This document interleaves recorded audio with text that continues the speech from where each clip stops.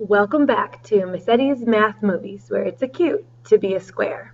Today's lesson is section 4.3, which is all about isosceles and equilateral triangles.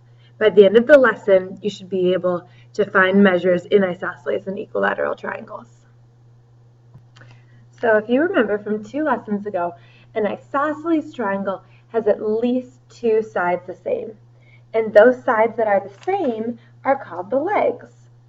So the legs in an isosceles triangle are the congruent sides.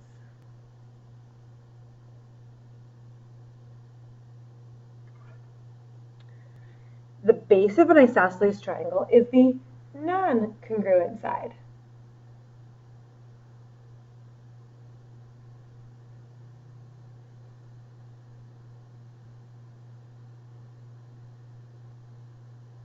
So the side that's not a leg. So we're going to draw a picture as soon as we get these base angles. And the base angles are the angles that are on the base.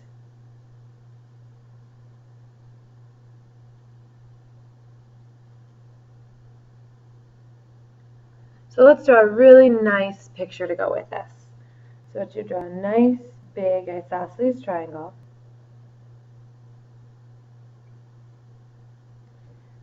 Put a tick mark here and a tick mark here.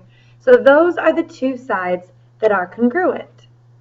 Those are called the legs. So let's write that. This is a leg and this is a leg. Think about that. Think of it kind of like a person. Like a person has 2 legs that are equal. All right, we'll even draw a person in there for you.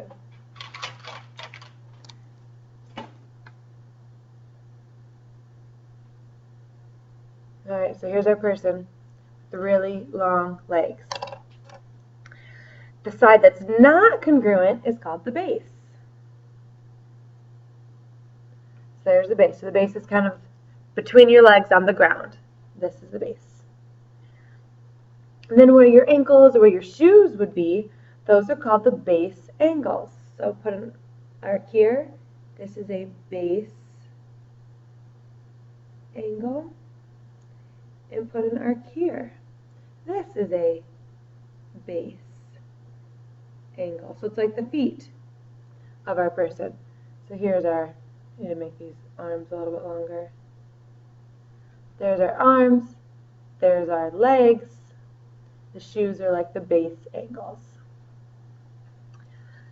So we're going to learn something about these base angles, and you may remember from the activity that we did. When you see 2 legs that are the same, you're going to have 2 angles that are the same. So anytime you see 2 legs, you've got to find the 2 shoes. So here's a leg, here's a leg. It's always opposite. So there are your 2 angles that are the same. It's like the 2 shoes, so to speak. So if 2 sides are congruent, then the angles opposite them are congruent.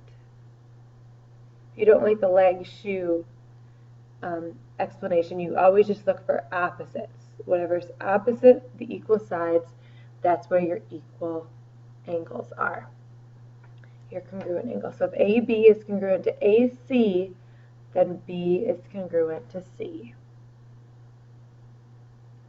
Use the base angle theorem. Find the measure of angle L. Well, I see 2 sides that are the same, and always opposite of 2 equal sides are 2 equal angles.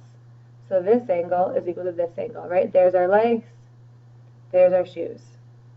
Angle L and angle N have the same measure. So L is 52. Now we have the converse of the base angle theorem. So if you remember the word converse, it means you switch it around. So before we said if the legs were equal, the base angles are equal. Now we're going to switch it. If the base angles are equal, that makes the legs equal. If 2 angles of a triangle are congruent, then the sides opposite them are congruent. So if you see 2 angles that are equal, it's like your 2 shoes, then you know you've got 2 legs. Your 2 legs are equal. Once again, they always are opposites.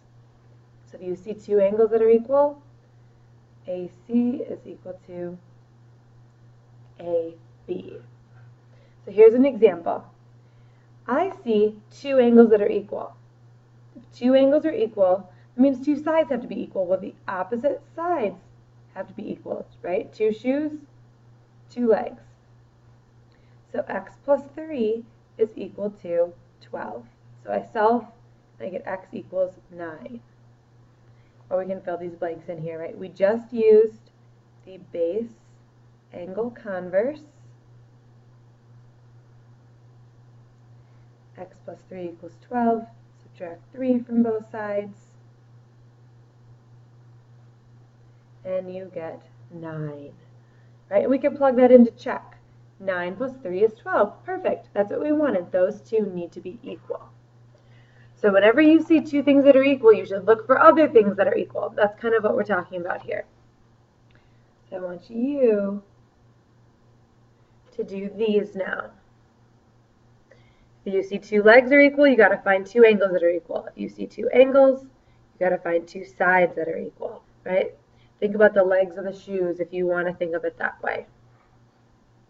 Don't be scared on this one, right? You can turn your page if that helps you and look at it like that. Same thing here. You can turn this. That makes you feel better. And there's your legs. Here's your person. That makes you feel any better.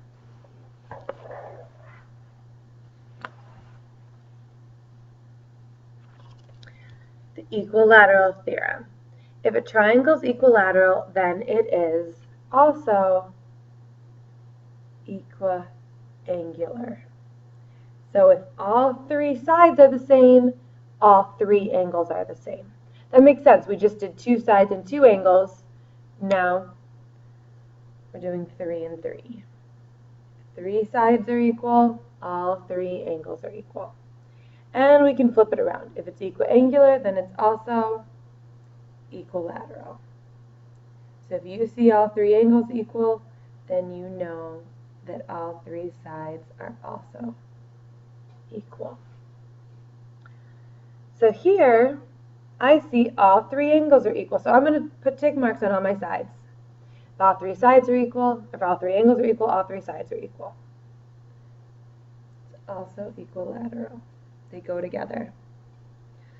So these two are equal to each other. I have little tick marks next to both of them. So I'm going to write my equation. 3x equals 2x plus 10. I'm not going to do anything with 180 because this is sides. I don't do anything with 180 when they're sides. That's only for angles. I'm going to subtract 2x from both sides, and I get x equals 10. But this is find the length of each side. So we need to take this and plug it in. So 3 times 10 is 30. So make sure that works down here. 2 times 10 is 20. 20 plus 10 is 30. Perfect. Each side is 30.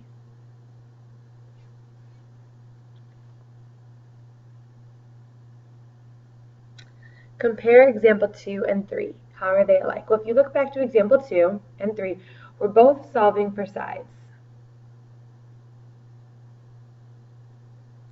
How are they different, though?